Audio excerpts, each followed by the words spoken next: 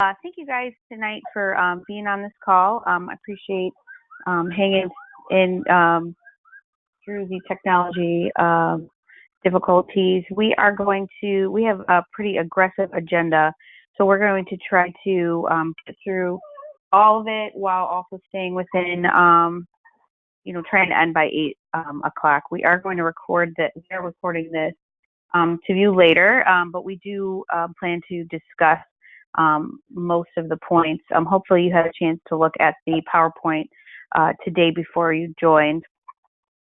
So on the call, you've heard Mike introduce himself, and Melissa's on her way into the call. We're going to do welcome and introductions. We have several discussion pieces today, and then we're going to just talk about some administration points of emphasis, and then there is time at the end for question and answer if there's any lingering questions after we discuss all the what we've talked about up to this point. So I don't think anybody new is on the call this time around, but for those of you watching on the recorded, Melissa Kelly, Senior Director of School Sport Programs at Special Olympics Maryland, will be part of the presentation, and then myself, Allie Rock. This is my 3rd year as Unified Track and Field Chair. And today, I'm really sorry if you hear something in the background. I have a 4-week-old that I'm currently holding as we present this, because Melissa was originally supposed to be the primary presenter. So the first thing we want to talk about today is the maximum effort rule, which we wanted to draw. It was formerly known as the honest effort rule.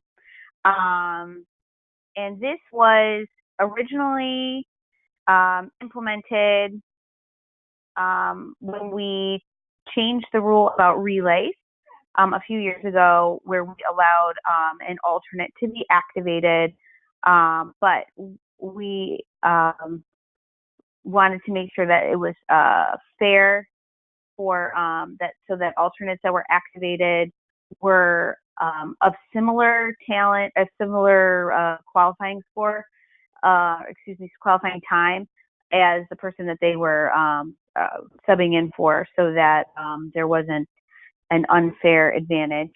So that was automatically triggered for the relays if someone performed more than 20% of increase of score. That was per the 2016 rule. So we wanted to have a little bit of discussion from the district representatives. Is this working? And then also, should we extend this rule to all events? Which Melissa sent out last week an analysis of the 2017 results, in which case there were a few times when there was a greater than 20% increase in a regular running or field event. And so we wanted to have some discussion about that. But am I able to unmute everyone so that they can? Allie, yes. Barb and Seth are ready to roll. They just need to unmute their own phone. Okay. Kristen, who's the only other person with us at the moment, needs to enter a PIN. Okay. Can you hear me? Yes. Yeah. Okay. So that was Seth. I'm here, Allie. And Barb. Hi, Barb. Hey. Okay. So do you guys have any strong feelings about this rule? Is it working? Should we extend it to all events, or should we keep what's in place? Just keep it all the same. I don't think it should be expanded personally. I mean, I guess I see the purpose for the relays, but just in my opinion, I would not expand it or extend it. So keep in mind too, I'll add one, that we can set the threshold at any percentage whatsoever. So if you look at the analysis that I sent out, Mike Sarnowski did the head scratching on this and is mastermind with Excel. We did have one entry score that improved by more than 100% or more, and then 5. Was that a student or an athlete? Do we know? So I'm glad you raised that, Seth. That's the thing too. I want everyone to keep in mind through this discussion is that we would not, in the principle of unified sports, we would not apply this rule to a person type or a person role. So we could not apply it exclusively to an athlete or a person with an intellectual disability, a person without a disability, or a person with a disability other than intellectual. So keep that in mind. Right. I could just see, and I have seen circumstances where, you might get an athlete that, it could go either way. In the regular meet, there's a student I worked with for years. He's aged out now, but he would get to the finish line and hear everybody screaming, and he loved the attention and would wave. And if it was a relay, he might drop the baton or, so and if that becomes his qualifying score, it could be very slow. But then in Prince George at the complex, it's like, well, the crowd's a little bit further away, and so he just finishes. Yeah. I don't know. So I could see that much of an increase. We have 1,050 entries to look at from just this last year. So I'm not sure. I'm not saying that this is a viable point of reference, but just using the most recent scores. So we had 7 that were 100% or greater. That's a bit contrary to the synopsis counts that I just gave. So in that, it was of those 7, 1 was a unified partner, 6 were athletes, and it was all in the mini javelin, ironically. Another thing too is if you're doing meets, those are competitions. If that's because that's typically what we use. That usually students will do their best. I don't know. They'll typically do their best. Other than extreme circumstance, I feel most of them give their best effort. They might do a little bit better at the state or if you have a district championship, but I don't know.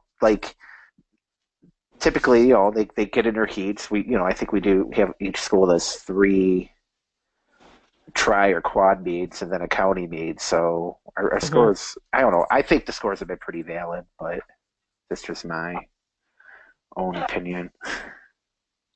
With the mini jab too during the season, depending on how you set it up, if it's a windy day and their kids are throwing to the wind, that particular day of the states they're not. And a lot of times the kids are in cooler conditions during some of our regular meets, but on the day of the state tournament, if it's a nice hot sunny day, they're gonna it's gonna be different because their bodies are gonna act different from cold to hot and everything else. So I don't know that we need to change it. Okay, so that generally sounds like consensus that it's working as is right now with rule in place for relays, but that it's not at this time necessary to extend that rule to any of the other events, or even I have a quick question, and sorry for my ignorance, but doesn't it only kick in if you have a substitute, or is it for all relays? It's actually for all relays. It is for all relays. It is for all relays, but that was a But that was a byproduct of the initial change, right? Right, because we were hearing a lot of feedback with not being able to substitute. So in essence, one person would not show for a relay on a relay team the day of, and they then would be exhibition. So yeah, that was a compromise. We thought the best of, considering most importantly the testing schedule and such, and rightfully so, students wanting to fulfill their academic commitments. Didn't want to have that hardship placed on them. So yeah. So a little bit closer analysis just for food for thought. we'll do the analysis. We can even regurgitate the results from last spring so that we can have you, the district reps, checking and analyzing final scores in that competitive scenario, the highest level of competitive scenario, and then that way you can be on the front lines of doing your due diligence to ensure that their actual competition scores are as accurate of representative of their skill level as possible. So, for example, would be someone who throws there was a 576% increase last spring. So the reported qualifying time was 2 meters, and then this athlete then threw 13 meters. Do you think there was that very well? Well, that would be a mix-up in it yardage. Could have been, yeah, it could have been a number of things. Yeah, it could have been conversion. Yeah. It could have been. I attended the county championship for Prince George's. We're going to try to firm up some expectations and means of employing standards with all county championships so that we can ensure better validity with scores and times. So, but I think everyone, for the most part, in all participating school systems, that county championship, correct me if I'm wrong, is still a very coveted meet, and everyone's putting forth their best effort to score, and we score it as we do the state meet. Is that correct? Yeah, in Charles County, it's almost like this kind of when it comes to competition, because they all know each other, so it's kind of like the big badge of honor, and then states also, but so yeah, it's pretty, that's like our pinnacle of the unified season right there. Okay. Hey, Em, can you hear? This is Kristen. Yeah. Hey, yeah. I just want to know that I'm on, and I'm actually relaying some comments from Brandy. She's unfortunately at the hospital with her grandmother, and so her comments for the 20% is just agreeing with the lady that stated about the weather issue, that especially if there's mobility issues, there seems to be some concern that it's not good, that their times will be different. But I'll just periodically be jumping in if Brandy wants me to make a comment for you guys. So we are both on, but I'm just trying to help her out, okay? Great. Sounds good. Thank you. All right. No problem. I think we have our answer there. Thank you, everyone. Okay, so our next topic is roster proportionality, which we have currently set as according to last year's resource guide. A limit of no more than 70% of the roster may be composed of students with disabilities or students without disabilities. And also, the rule for roster stated is that it's permitted for teams that do not meet the 12 student-athlete minimum roster size to combine with a team in their district in order to compete. So our discussion question would be, are the proportionality rules necessary? Should we allow waivers for special schools or centers, places where it's not necessarily representative of the general population, that their athlete population may be lower or higher than the neighborhood school, or and also should teams with adequate roster size be allowed to merge to satisfy the proportionality rule, keeping in mind that we've always allowed schools to combine in order to meet the minimum roster size.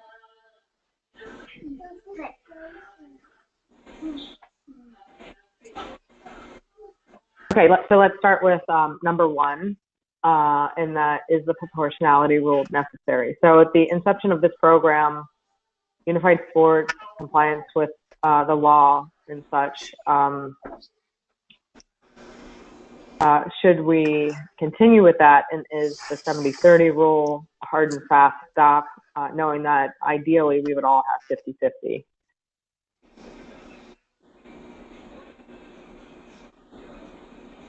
Do we think there's really schools that can't live by the 70-30?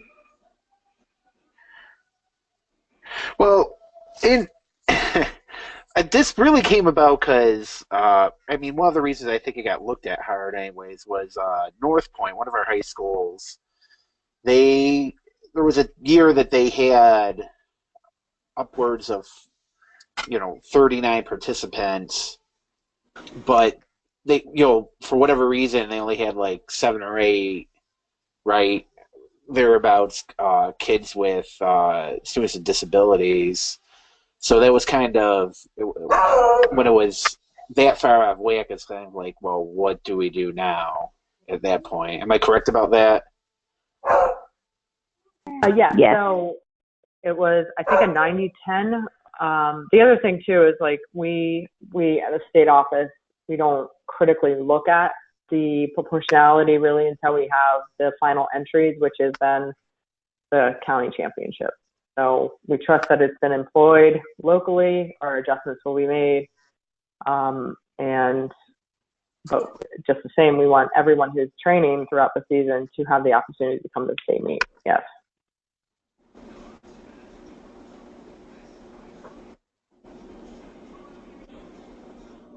I mean, 70-30, was anybody out? I mean, was it a problem last year?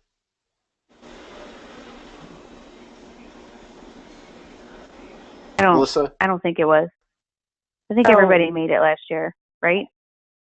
So we applied the 70-30, and we were more steadfast with ensuring compliance, right? We looked at rosters much sooner, understood what to look for, and maybe ones that the general population may be disproportionate, or the popularity of the sport may be disproportionate, and we don't want to muffle, interest in the sport. So with that said, it is the thing. Like, oh, sorry, Melissa, go ahead. Some rosters were merged, so schools would then merge with the to then become compliant. So I forget the 2 schools in Charles County that did this, but I know with all certainty, if we were to say there's a school in Prince George's that primarily all people with disabilities. So is it fair? Would they even have the opportunity to be proportionate, like the CRI program there in Prince George's? Should we have hardship waivers similar to North Point in Charles County if there's a modest enrollment of people with disabilities, truly and genuinely, not just people who appear to be have disabilities? Should we give hardship waivers accordingly and have that option? I mean, I like the idea of having, because even the year when, like, as far as North Point being, when it was like that, it wasn't because it was a nefarious situation. It was, they just had a lot of interest from a lot of students that enjoyed it over a number of years, so, and then at the time, I think they did have a shrinking life skills population, so it was like 2 things kind of colliding at once. They lost some students that had done it for a bunch of years, but the popularity, because the other kids that went out for the team really enjoyed it, So I don't know. It maybe allowing for a waiver to make a case. I think it would be good to go ahead and maintain the 70-30, and then the waiver situations be brought to your all's attention, and you make that decision on a case-by-case basis. That way, the coaches do have a number to work with that we would like them to try and accomplish. And I think we might have more success with keeping it more near the 70-30 than saying there's no number that you have to have in your roster proportionality. Mm-hmm. Yeah, I think that would be fair, in my opinion.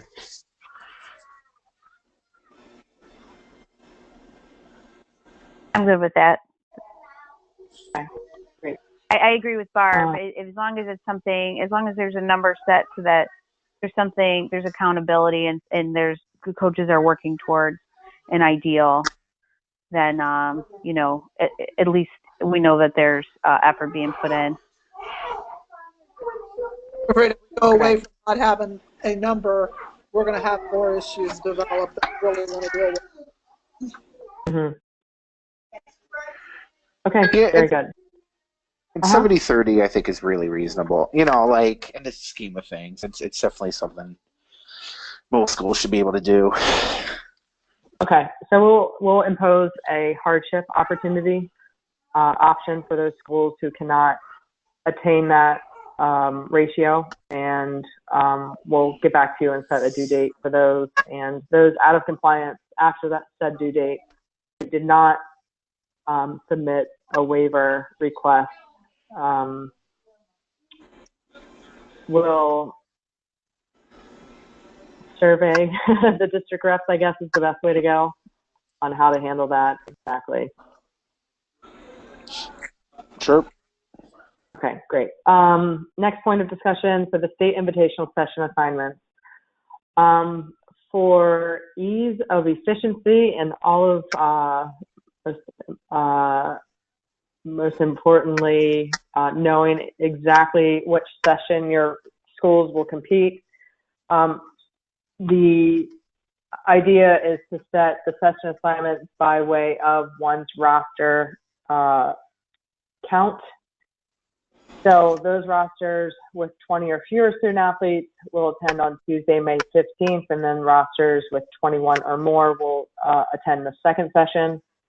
We will ensure that all rosters, so these will be people who are actually competing and training, and then we realize there are fluctuations in rosters thereafter, but you can count on that from this point forward, that would be the session assignments.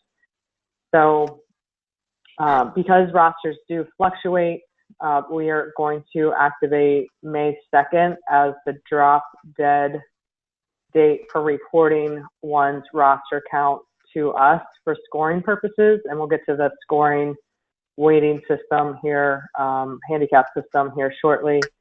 But May 2nd would be May 4th would be, Friday, May 4th would be the lock-in date for your roster counts for each of your teams. So Williamsport, for example, Williamsport High School at the inception or the start of the program or start of the season, coach has 40 people come out. Everyone's attending practice, so on and so forth. We get forms for all 40 people, and then lo and behold, that count dwindles. However it may be, by May 4th, we need to have a lock-in, but your one session assignment would remain the same. So we will survey you soon after the start of the season so that we can have alignment and know who to expect when, so that we can make sure that all of the operational components, tasks like lunch counts and those sorts of things can be accounted for. And we will adjust the weighted scoring system accordingly after May 4th. Any questions on that?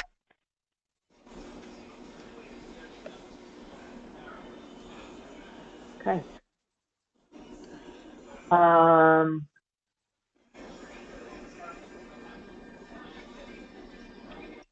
So yes, as noted here, so on the next slide is we will use the affirmation of eligibility to determine the session assignment, so we won't have to go to the trouble of surveying you.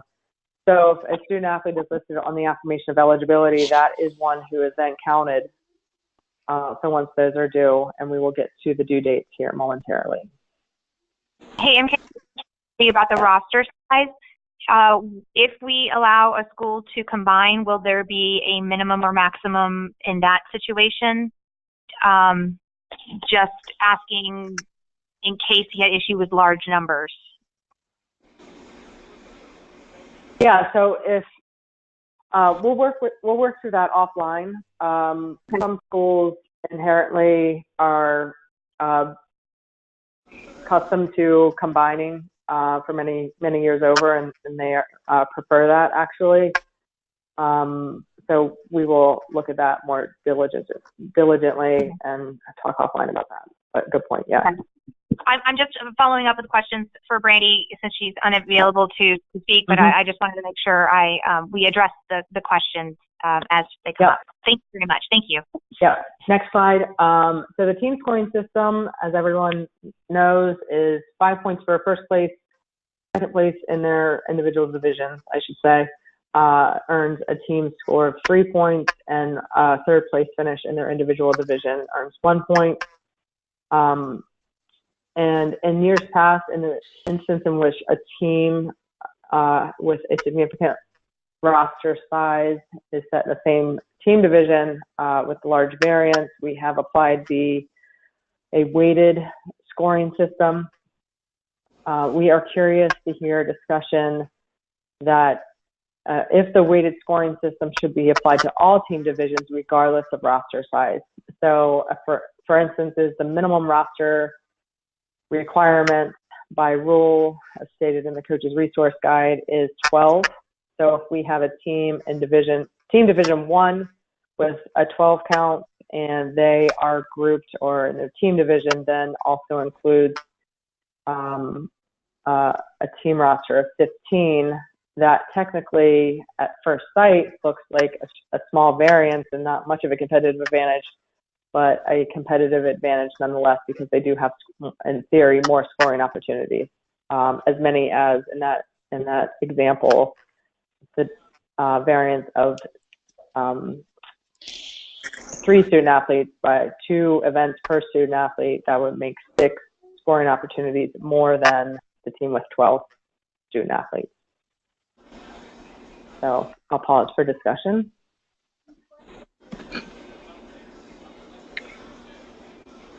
It seems we have the system available and it's not too much of a headache. The more even and fair we can make that, the better, because like you said, more scoring opportunities automatically makes it harder for a smaller team, like a size 12 roster compared to a 15. So if we can do it, it seems like it would be logical to do it in all fairness to all the participants.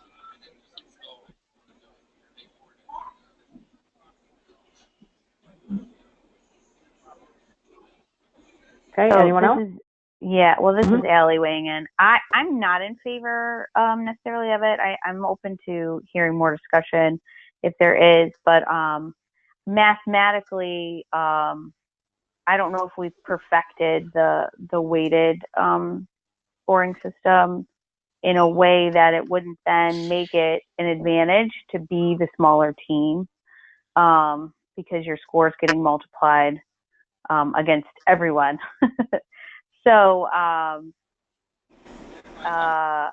think it makes sense when there's that. I still think there should be like a hard and fast number at which we trigger the weighted. I don't know if 3 athletes is, because when it comes down to divisioning at the state meet, if you've got those 3 athletes are all in the same heat, they all end up in the same heat. The competitive advantage is actually totally gone at that point. So it almost seems to me that we should still have kind of a, if we're going to use weighted scoring, it should still, the variance would, in my mind, would have to be greater than something like 3. It would need to be like 6 or more, in my opinion. This is one I do have a hard time wrapping my head around, only because, like, I'm finishing up coaching wrestling, and I've been at a competitive disadvantage the whole year because of small numbers. And, I know it's not a parallel situation, but, we just lost a lot, and that's the situation, and not saying I would that should be unified also, but we division them based on team size, and then I guess, like Allie was saying, if it's outside of a certain number, maybe take a look at it, but just, like basically, because then, like she was saying, it does become a case where it almost does be like the smaller team just has an inherent advantage. Then I don't know.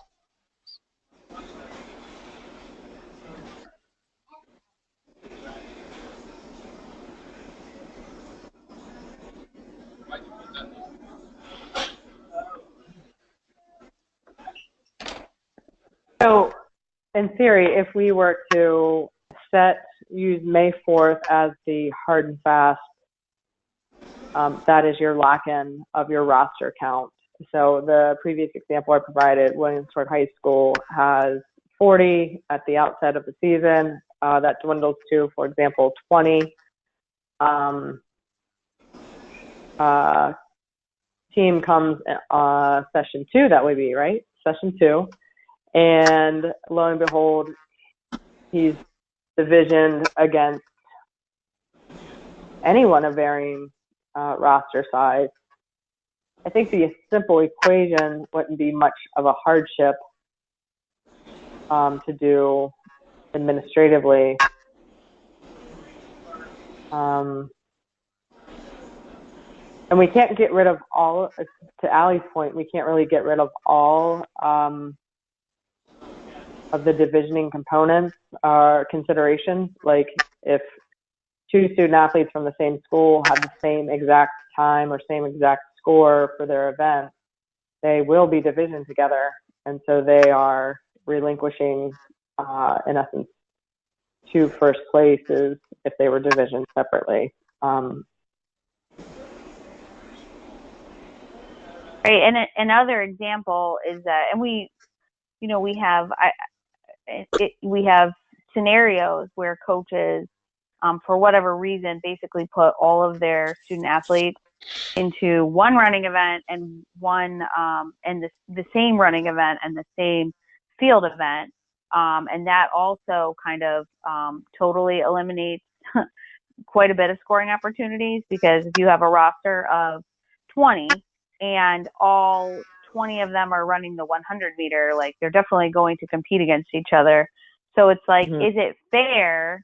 Would it be fair if they're in a division, with 24, with teams of like 23 and 24, and all of a sudden they're given a scoring multiplier, and it totally catapults their, their score, because they've actually, in essence, already created, not only are they just slightly smaller than the teams they're competing against, but they've also shoved all of their athletes into the same running event. And, it's not like we can mandate that they spread their rosters out. That's whatever it is for their coaching decision. But I just kind of see scenarios where we see these small rosters become gold place finishers only due to the scoring multiplier or something like that. So I do think it would have, we'd have to figure out at least a minimum. I would say 6 is kind of where it starts to be an unfair, not unfair. I don't want to even use the word unfair, because it's really a draw, it's really what we're drawing out of the hat. Like, these are the teams that show up and we have to division them. But I would say, sometimes it does stink to be stuck in a division with, you're just at the cusp of being in, the division below, but it doesn't work out. So I would say, like, starting at maybe 6 student athletes or 7, that's where it really starts to be a little on the unfair side. And this is also informally what I've heard from, like, kind of just informally polling other coaches, that, they don't really see 2 or 3 as being an advantage, but once you get into like 5 or 6 and up, that's where they sort of feel like we're unequally yoked here. So I don't mean for Allie and I to be overly opinionated in this regard, but another thought is that with our strength and conditioning program, we actually division by way of scoring opportunities. So rather than head count, because the North Point example is that they typically have an abundance of unified partners. So those unified partners may only compete in one event to be more compliant with the proportionality expectations. So perhaps we should start divisioning based on the scoring opportunities rather than hard and fast head count for the roster.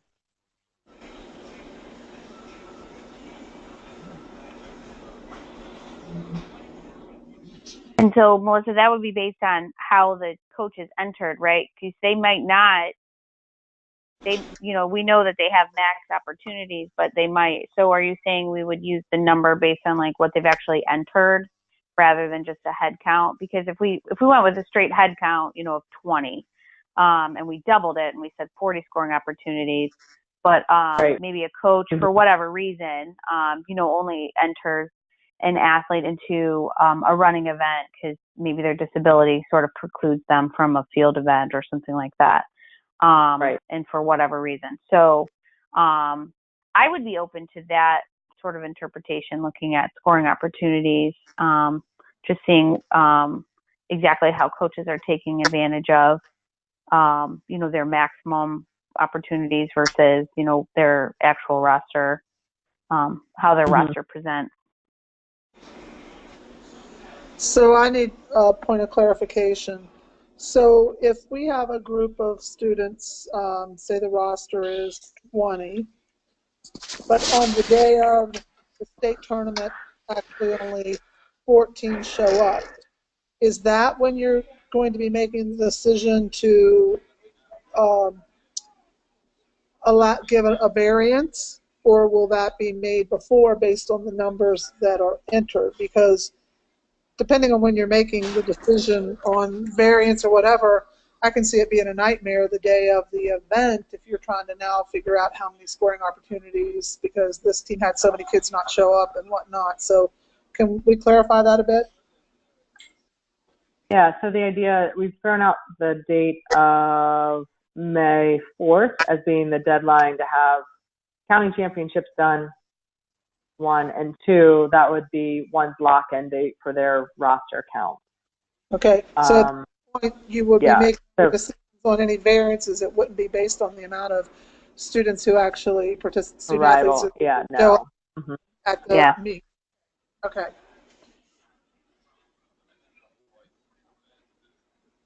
Which we think by May 4th, everyone should have a firm grasp on their availability, their, testing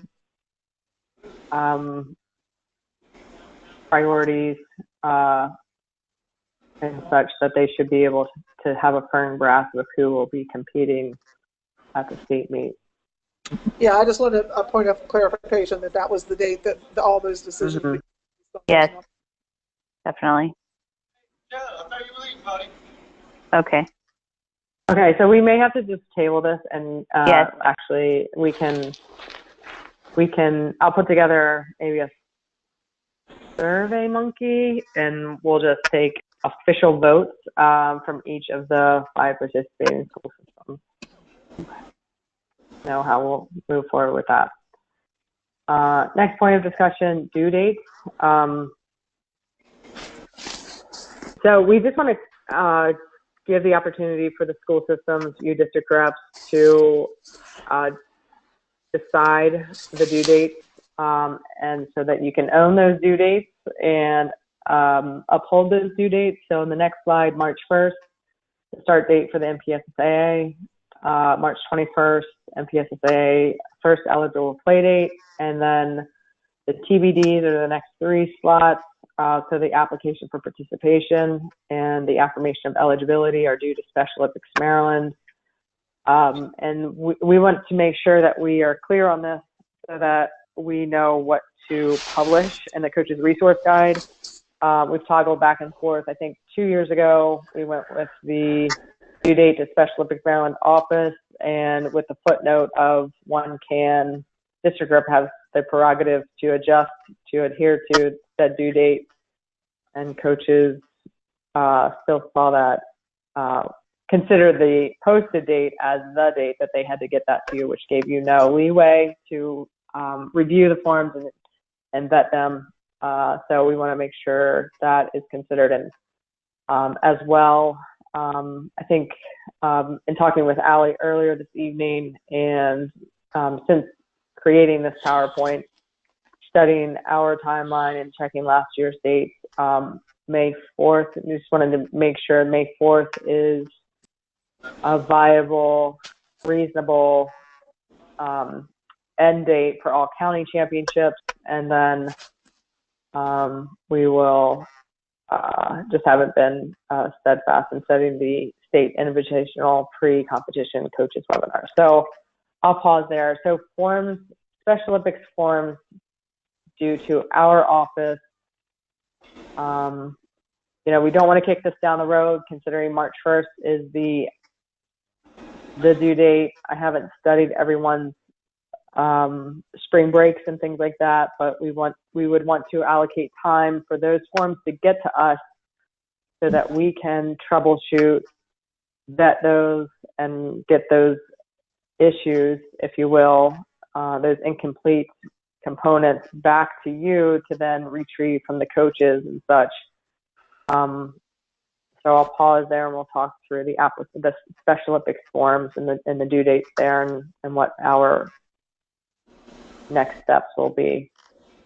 And just to add on to what Melissa has presented, this idea would be, let's pick, the date that's going to be hard and fast for everyone with, kind of no extensions, that continue to be given, but that these are the, you guys pick the dates that work the best, that you think is going to work the best for your timeline, so that we're all receiving those forms at the same time, and so we can kind of proceed with what we have to do on our end to set up, the state invitational, and there's no delays in that way, rather than we select the dates and then they don't necessarily work for your timeline. So considering your spring break, and I think we have these on the previous slide, so considering those deadlines we just showed you for MPSSAA start dates versus your own local school system versus, with spring breaks taking in mind. So keeping all of that in mind, what you think would work for the due dates for that paperwork and, holding the webinar and that sort of thing. We've always done, and for at least 7 or 8 years now, like the first meet, because isn't it they have to participate in 2 local meets, right, to be eligible for states? So we've always said, like, that first meet, you should have your roster set and paperwork's due that day, basically, and then we do, so this year, probably looking at the end of March for first meets and competitions, and then they could be due to you sometime in the first week of April. That would work out for Charles. So I'm going to push back on that, Seth. I understand your logic. Knowing that your spring break is March 30th. Oh, is it? I think we really need to have so no, that. Then, well, then, I mean, I still want to go the first week of April. I'm trying to look up, does anyone know when Easter actually is this year? I'm trying to find that on. Easter is the 1st, April 1. Yeah, I have the MSDE school closing. So all spring breaks for the participating school systems are March 30th. So that must be Good Friday. Yeah. And then we have the Monday and Tuesday off. I misspoke. Actually, Prince George's is April 3rd through 6th. Yeah, and I think that's pretty typical that they are the week after Easter rather than the week before. Well, thinking that we need to set a date about a week earlier to get them back to us to go over. I mean, with Easter in there, don't we think maybe the second week of April might be the earliest we want to consider? To have them to Special Olympics. So that would be like April 9th through the 13th. But like, the second if you have these forms before anyone steps on the competitive track, what would be the delay any further? Well, the delay would be if you're like, okay, so we have, hopefully we'll be able to schedule 3 meets for every team plus a county championship, which means that there's a potential if we try to do a rush or cram a meet in before spring break, the teams might have a small roster at that point. And St. Mary's County has a rule where they can't recruit once their season starts for interscholastic sports, and it's a disaster because then they have small squads and they stay small. Like, you want to encourage coaches to continue to a certain point in the season. It's reasonable, So that would be the difference. Like you might have more athletes come out, Okay, so I'm looking at last year's schedules also. So this is more aligned with what you, Barb, and Seth are saying. So the meets really don't start. The earliest meet we had last year was March 29th. So our first meet was the 30th last year, I'm pretty yeah. sure. Yeah, so it looks like Washington was out of the gate first on the 29th. So yeah. Our first one is scheduled right now for the 28th, and that's time trials. But if we would happen to have bad weather, and then with the Easter break in there, yeah, I could just see a lot of confusion with getting everything. If we would have to postpone the 28th to the next available scheduled date even for our time trials. So I would say too, though, I don't want to necessarily look at like your on-track dates. I just want to look at those relevant to the progression of the season, right? And to Seth's point, I learned in this past year, sometimes spring unified sports thrive on the cutting of student athletes from the varsity and JV teams. So with that, I think that if we could have, just throwing this out as a point of reference, so April 5th as the due date to us, and then I would ask you then to weigh in on what would be the published due date so that we don't have any confusion or disgruntled coaches challenging the published due date versus the literal due date. Well, the only problem I see is that Prince George's being out on the 5th. Then their due date is effectively the 2nd. So would it be better to just make like Monday the 9th or Tuesday the 10th so that all the school systems are have the same due date? Or what do you think? If we could collectively agree to that being the hard and fast due date, like no add-ins thereafter. Right.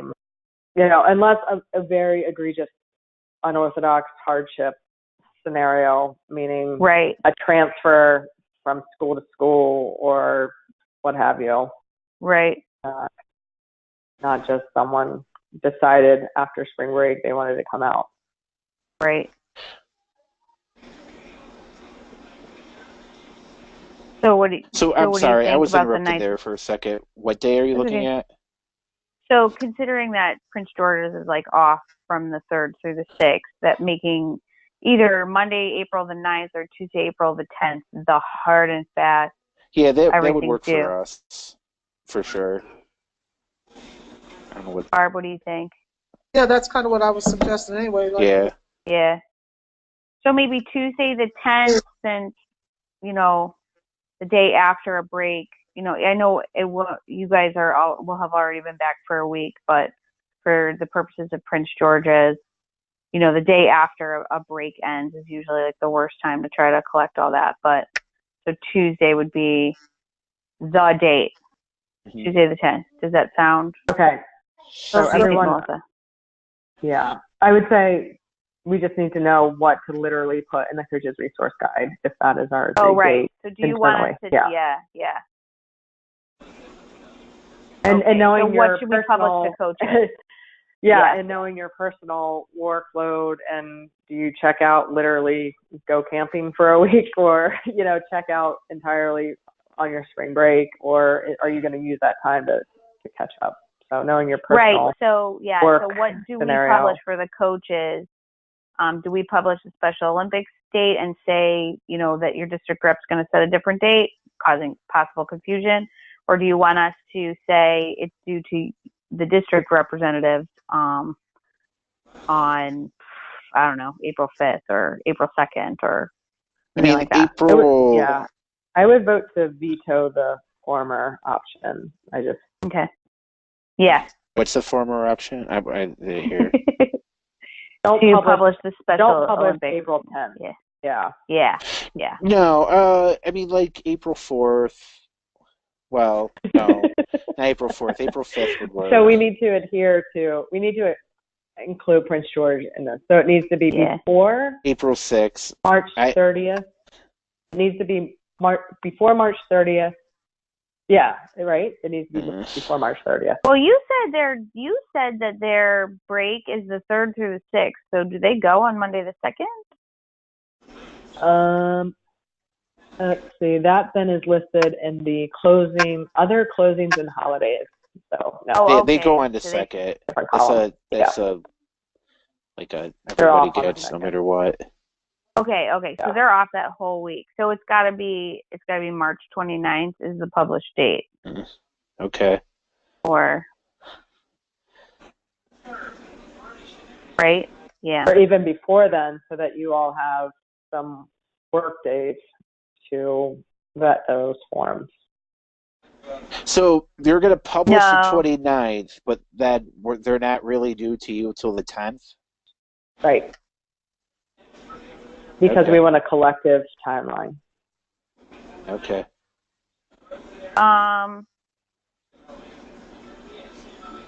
It's easier when later. So the question is, maybe does it need to be published in the coach's resource guide, or does it need to just say, like, please see your district representative for your due date? I'm wondering. Well, we have Garrett and Allegheny who don't have district reps. So I'd rather just have something published. And if you guys want to be more lenient, at least you have some formal printed, something or other to put in front of them and say this is right. 29th would work. It's right before break, so that's fine. I mean, whatever, we'll make it work. Yeah. Okay, so March, what's the final word? March 29th? Yeah. Or the 28th? I put 28th because I personally would want a couple days to look at it, or at least a day to look at it. Well, they that's already the thing too. Is like then, So the 28th is published, but the super secret we really have to is April 10th. Yes. Yeah. Okay. Yeah. I think we have to go 28th at least because that's in Prince George's. That's 20 plus schools having to be confirmed by the district rep as being submitted, and then issues being returned. Yeah, and then Brandy just said that there's a 2-hour delay on the 29th, so the 28th would definitely help her out, and keeping the super secret date is good too. Mm-hmm. She's agreeing with that. Okay, that sounds good then. Yep. And that works for you, Barb? March 28th? Great. Okay, great. If I can just clarify, because I just want to be 100%, this is Mike jumping in, sorry. So we are, whatever the initial published date is, we're all in agreement or understanding that what you said, the super secret date, the 9th or whatever it was, at that point, when all those forms are at Special Olympics headquarters, they're clean. Any corrections taken care of. We're not sending anything back. We're not doing follow-up calls to coaches because we're missing information. They're coming to us ready to roll. That's because that has been a significant challenge for quite some time. Yeah, I would agree. And we're with that. talking like the challenges, like the omissions, like one not providing an emergency phone number. One, and I had one that was pop with the emergency person, and we had no idea who this person's name was. Like those are things that would kick the form back. So, Mike's point, should we even move it up? Yeah, that's most definitely because we use this for all intents and purposes as a permission slip for them to participate in the program. So. So I guess my point being is, I mean, I'm fine if you all are comfortable that you can do that, but just so when we're, and I realize that we're talking casually here, but when we're talking about the published date and the super secret date, any flexibility, I would not recommend providing any flexibility. The flexibility is you have all your forms in on whatever the published date is, and then the flexibility is we found this mistake or this information is an error, and you have until that date it needs to get to headquarters to get it in. Rather than I'll do a week extension across the board or a 2-week extension, whatever is in there, because I know the forms don't have to be in. I really can't understate or overstate rather the challenges with having incomplete forms from a liability standpoint and so on down the line, and then having to turn around and potentially tell a coach, I'm sorry, this player can't come. Right. And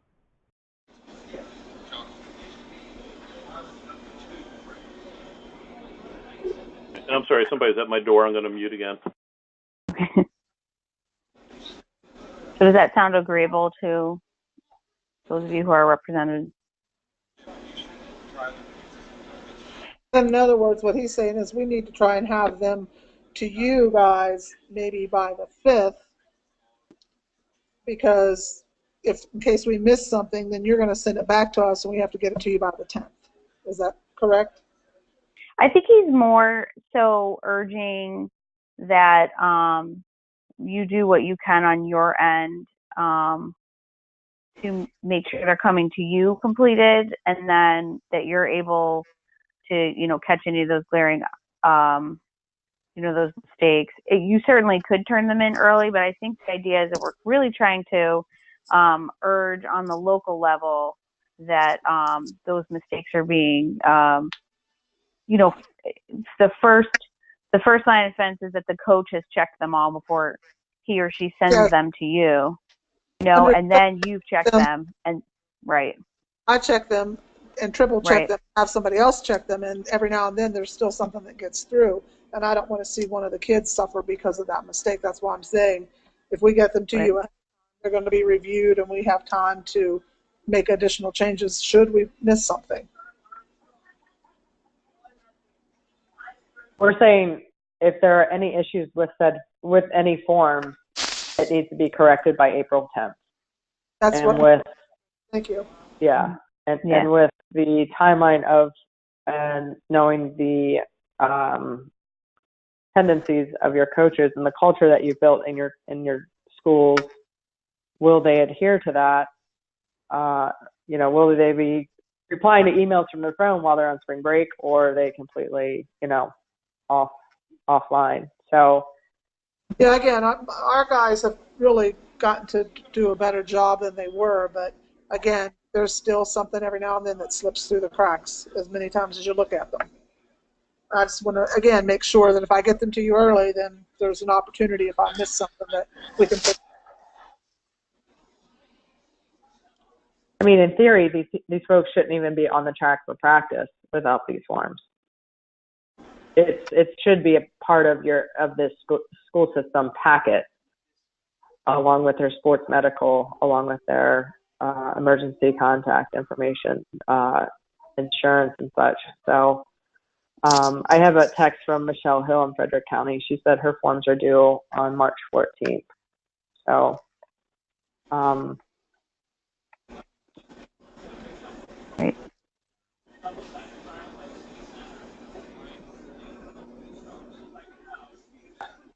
I would have to agree. I'm not sure collecting a form and having two Prince George's with 20 plus schools, collecting a form and having ultimately 2 business days to get through, one being a late arrival or early dismissal, one of the two, and one being the Monday after spring break. Reasonable to be able to go through forms for talking hundreds of student athletes. So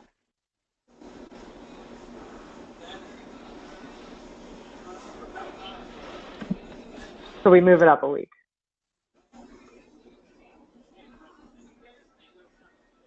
So March 21st, and as the published due date, I'm saying, and still you have until April 10th to get it to us.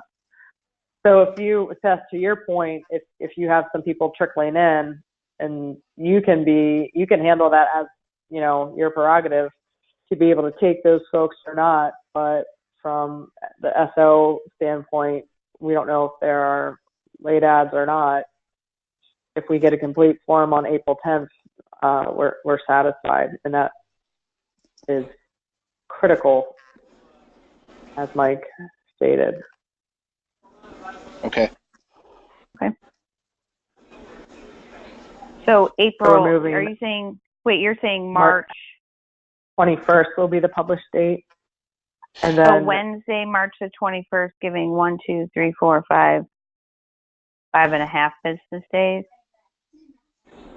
Mm-hmm. That okay. And then that way too, if we get late interest, okay, you know, we want to be able to accommodate those folks from our standpoint, and right.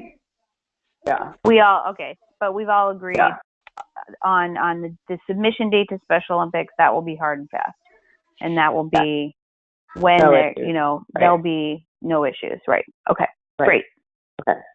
Okay. And we've already discussed that the county championships. Everybody feels comfortable with May 4th being that date, which is really on my end. That seems pretty solid. May 4th. The last please day. do that. So that includes rate delay. Yeah, if you haven't submitted, I have Frederick's schedule, but Michelle, if you're listening, that dates back to a schedule I got in July. So if you have if you have something more recent, Michelle Hill, and then as well, don't have a schedule from the remaining school systems, but we do keep those on file, and those are required really to understand your GMS management. So thank you. All right. I know we're well over our timeline, so we'll be expedient about the last few topics. I'll take this one, Allie, if you don't mind. So rule interpretation. So Mike Zarnowski is a certified track official, so he is putting together, if he hasn't already, a meet management webinar. So that will be a pre-recorded webinar with no participation. So we'll give an overview of how to manage the meets from the smallest detail to very bird's eye view sort of things that need to happen. We are in touch with our lead official, our starter, Al Ramsey. He's our starter at the state meet, and we are in touch with him about various rule changes, and we'll be studying those rule changes at the National Federation as it applies to the National Federation, which is our governing body for this meet. Wanted to take a moment and address the jewelry situation. So jewelry by rule actually was changed to be allowable last year by the National Federation, and we continued to disallow it as a health and safety consideration for obvious reasons I don't need to get into. So I wanted to float that to the group. Should we adhere entirely to the National Federation, including the jewelry allowance, or should we be more restrictive with the jewelry restriction specifically?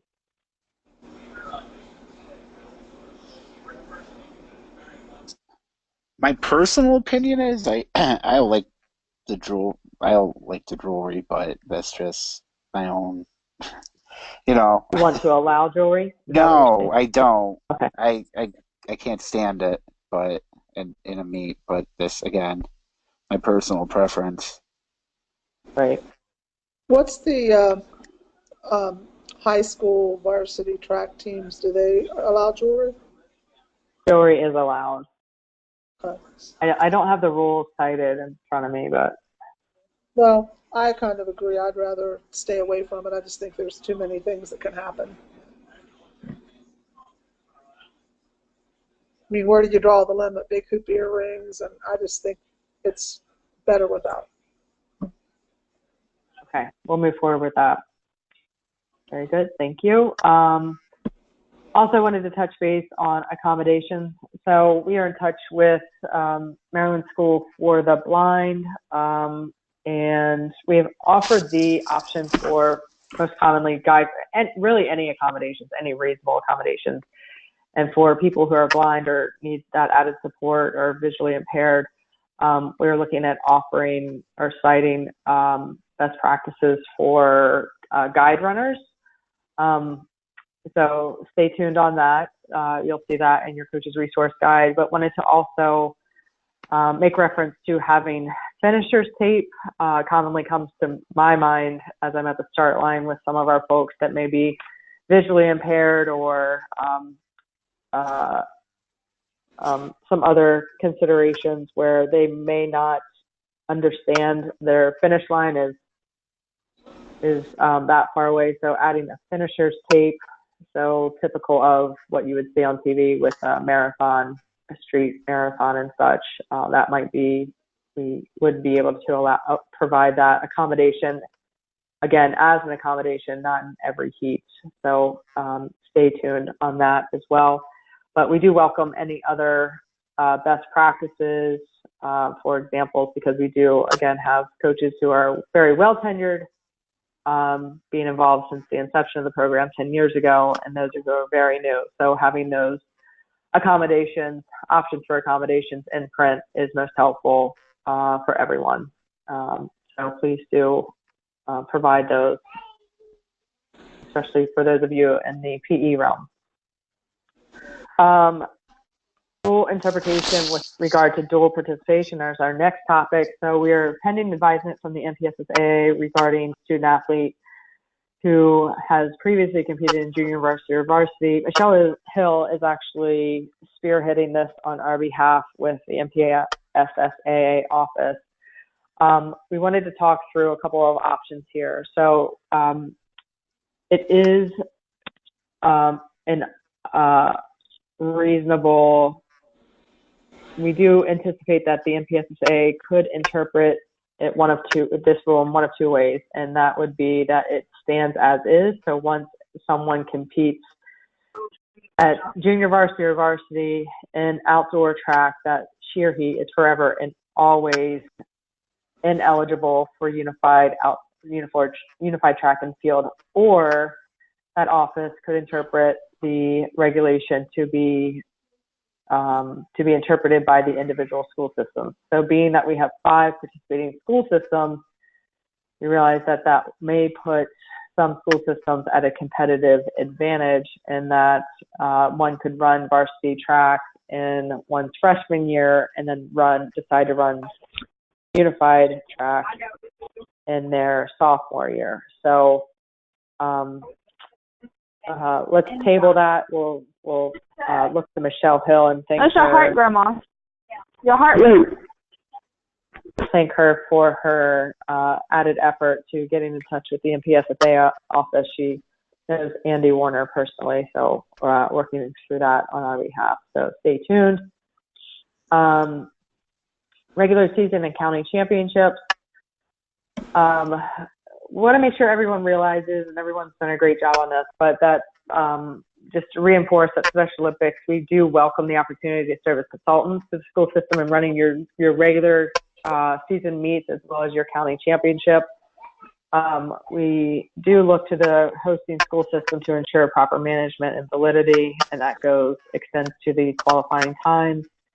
So with that as well, looking to ensure that the county championships adhere to the sports rules.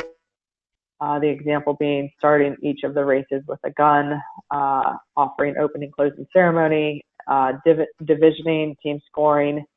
And this is of the utmost importance so that the schools, specifically the student athletes and even the coaches, are familiar with and accustomed to how the state meet will be run. Some things may go by the wayside. It's a first time trial, if you will, for the season, but we really need to tighten that up and firm that up and have absolute adherence to all rules and principles that will be applied to the state meet at the county championship. So once again, everyone is very well versed in the management of the meet. So please do ensure that happens. Special Olympics Maryland will continue to provide awards for place to finish. And if you have any peculiar scenarios in your school system, Washington County again comes to mind, or actually a number of our school systems come to mind. We might have a very modest roster count for one school, and North Point High School in Charles County had, 1 year 42 student athletes. So we need to work out a scoring weighted system and such to equalize the scoring system. We will happily welcome that opportunity and talk through options with you. So, but for all intents and purposes, ownership of your regular season and county championship is of the utmost importance.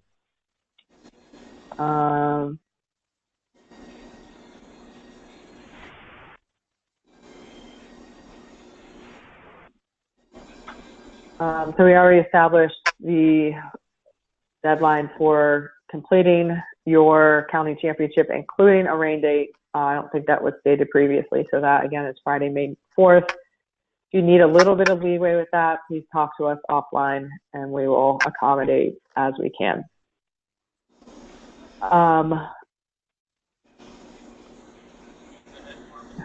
GMS. You should have received an email from me earlier today announcing the opportunity to take part in GMS trainings. So you have a Google Live link to access that. The idea is for each of the 2-hour sessions to be individualized. So an example of that would be if you yourself want to be trained or need to be trained in GMS, great, that's fine. If you want to appoint a second person to serve as your GMS manager, and you want to take part in that session cooperatively, so the two of you and myself, I welcome that as well. Or if the two of you want to do independent sessions, we're all for that as well. So whatever you need, we will happily provide that support. An example as well would be someone who is completely new to GMS. We do have a standard training agenda, if you will. If you have used or dabbled in GMS, those of you who are returning, please do give me a heads up as to the tasks and components of GMS that you need support with. So that, for example, could be divisioning, lane assignments, printing heat sheets, so on and so forth. So happy to meet you at your starting point and provide the necessary support with that. I will also say there are timelines, so 9 to 11, 11 to 1, 1 to 3. So if you want a fraction of those timelines, please just let me know. I'll work with you accordingly. If you prefer an in-person session, we could probably get just as much done by web, but I realize some personal preferences would rather an in-person session, so I will happily accommodate as I can. And then as well, if you want a follow-up session, please do feel free to sign up for a second session. And as stated in the email that I sent earlier today, please do sign up no less than 48 hours before the assigned session, or I will consider it to be avoided so that I can plan my work accordingly and not remain diligent with checking the schedule. So hopefully that was clear. Some added expectation or added clarification there. I will add as well, we realize that the workload placed on the district representative has become very abundant, and some of you have been able to recruit volunteer GMS managers, which we are grateful for, but this has been plentiful that we have since budgeted an additional $500 per participating school system to appoint a GMS manager. So that would be above and beyond the stipends that you are receiving. This is not directly applicable to Prince George's. Brandy, I'm happy to talk with you offline about that. That would be rolled into our new design of the position descriptions that we discussed late yesterday. So keep that in mind too. So if you have someone in mind, great. And we, like I said, have allocated an additional $500 above and beyond the stipend to each school system to compensate that person for their efforts.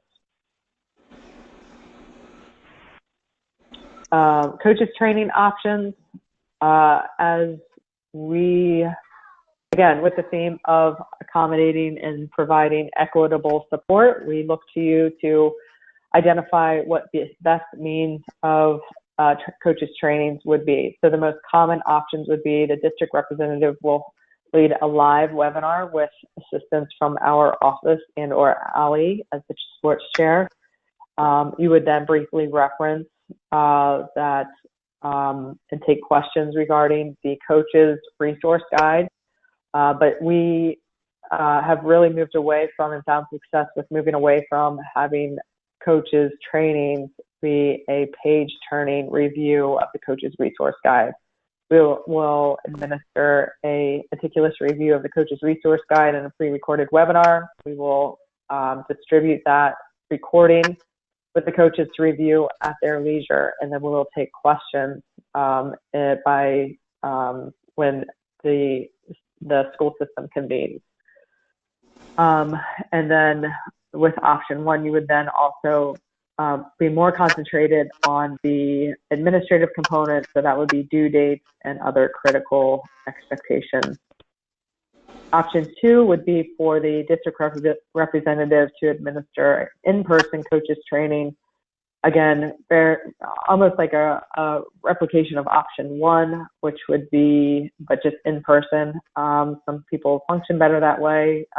One of our school systems even requires an in-person coaches training. So whatever is best suited for you, option one or two. And then option three is a reiteration of one and two, but in person. And then as well, we would add a best practices or a training, strategic planning, a sports component, if you will, training and competition component by a sport expert. So those are the three options that you have. Please let us know which you prefer. We do need to have everyone convene in some manner. We realize that email communication, it should be trusted, and you would think it should be trusted. But we really need to have everyone convene by way of meeting in some shape or form in order to ensure the best success and start to the season. So with that, please do report to us, preseason meeting plan, coaches training, if you will, and we'll get that on the books and support you as necessary. The next few slides with your checklist. So make sure that you contact your supervisor of athletics and your athletics directors and make sure you have a coach named for each of your schools. Also let them know or start working on, if you haven't already, and set your regular season meet schedule and your county championship date and location. We will share with you a coaching vacancy, position description, or position advertisement, so that a template for that, so that if there are any coaching vacancies, that you can advertise those with a thorough review of the expectations of the position. In the coming days, we'll also, utilizing Google Drives, once again, post the coaches contact list, and this would be to include all coaches, not just head coaches. So please do ensure that all head coaches and anyone that really should be getting communication is on that list, because lo and behold, I would hate for one coach to miss one email and things go by the wayside. So please make sure there is at least a secondary coach noted there. Schedule and advertise district-specific coaches briefings. So that's to the previous slide, identifying your coaches training plan of preseason convening of the coaches, and let us know how we can help. recruiting. So Allie and I will work together to firm up the coach's resource guide with the discussed changes that we've discussed here tonight, and then also updating any rule changes relevant as it pertains to the governing body. We'll get those out to you. We are also having recruitment posters that will get a hard copy mailing of the coach's resource guide and a few posters to each participating school, so they can look for that in the mail. I would prefer to, and I think this works well in the winter season, send it to one person and then you use your intra-school system courier to then send that out to each school. So that was a huge cost savings, which we greatly appreciate. So you can just send it to me. Yeah, that will be the plan for the spring season, unless I hear from you otherwise in the next 24 to 48 hours. Sport packet readiness. So as mentioned previously, the unified sports expectations should be included in the sport packet registration process for all sports for the spring. Please make that as readily available as any other sport that is being offered in the spring. And then the all-important busing schedule, making sure that your transportation department is well aware of all of the regular season meets, and then because you now know your session assignments as the roster counts will be locked in as of April 10th, and you can move forward with getting your schools to the state meets as their roster counts indicate. The next slide is administrative. So a reminder, the application for participation, even though it's the third season for some school systems and participating in unified sports, we do in fact collect an application for participation from each student athlete. This is aligning with the MPSSAA, and once again, this is, for all intents and purposes, a permission slip for each student athlete. So please make sure, and we do look at these, we do review these, we do vet these, and we do ensure that the information is consistent. If there's even the slightest change, we do update their records. So that is very important that we get that back fully completed with no omissions, no errors by April 10th, as agreed by the group. The affirmation of eligibility, this is the listing of all student athletes, is the first part of the form. So you would literally list everyone's first and last name, do they have a disability or not, gender, date of birth, and then for track and field, it is exceptionally important that you do note if he or she uses a wheelchair and what type of wheelchair. So if it's mechanical or manual, that is considered and is a divisioning consideration. So please do make sure that that occurs and that is noted on the affirmation form as well. If they use any ambulatory device whatsoever. So there's a young man, I'll use an example. He's really awesome to watch compete. He runs and he uses a stand-up ambulatory device, and so we need to make sure, and we note that in his file so that we can provide the necessary width for him to be able to run appropriately and not cause a health and safety consideration. If we were to have him in a heat with 7 other student athletes, that would be far too close proximity to create that scenario. So please make sure that that is noted on the affirmation form as well. The coach would then, on the next page, offer his or her signature affirming that each student athlete listed has submitted the Special Olympics form, the application for participation, and is in compliance with the respective school system expectations. So that is commonly, could vary from school system, but most commonly is the annual sports medical, and then as well the emergency contact card has been submitted, as well as certainly insurance notifications and things like that. The latter part of page 2 is new. We used it in the winter season, so it's new since Unified Tennis, and that is identifying your travel party. So that is critical, _critical, as we provide the necessary credentialing for the state meet. Special Olympics Maryland does own the liability relevant to the state meet, so we need to ensure that everyone who has a team responsibility is properly vetted, credentialed, and background checked and serves as a Class A volunteer. So please, that is our, we will not take, unless there are extreme, and I underscore extreme circumstances that you would have a non-student athlete need to be credentialed at the state meet that is not on this form, that we would make that allowance.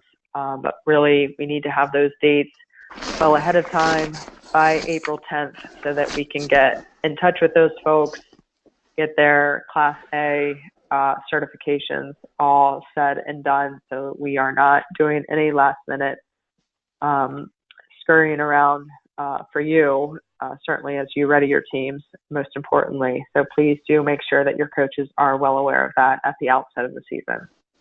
So that would include, for example, again, it's all non-student athletes.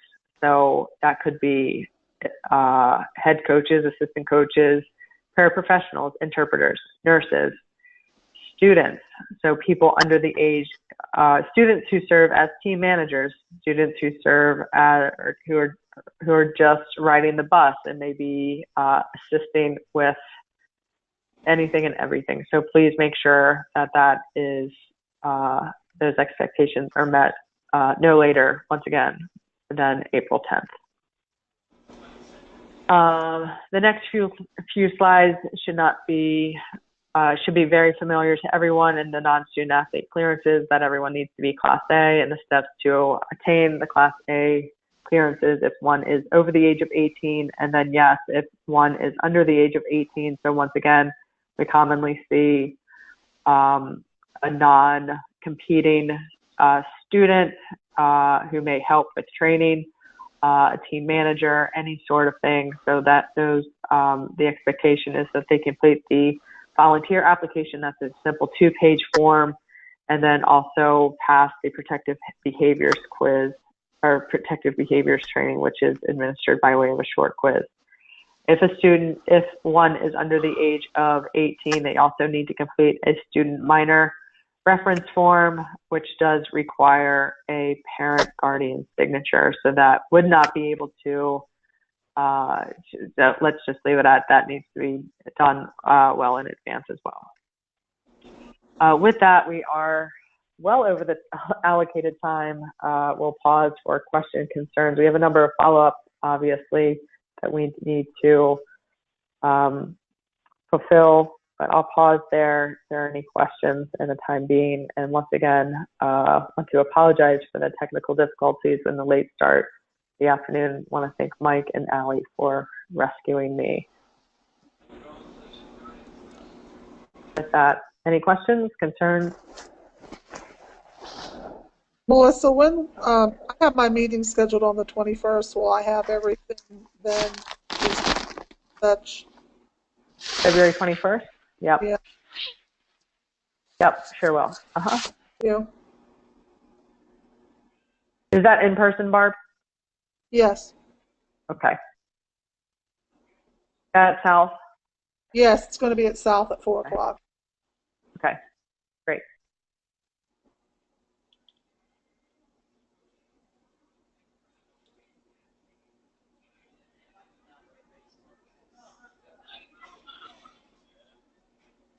Okay, not hearing anything. You can expect a follow-up with some information, but please do get a date. Do sign up for the GMS.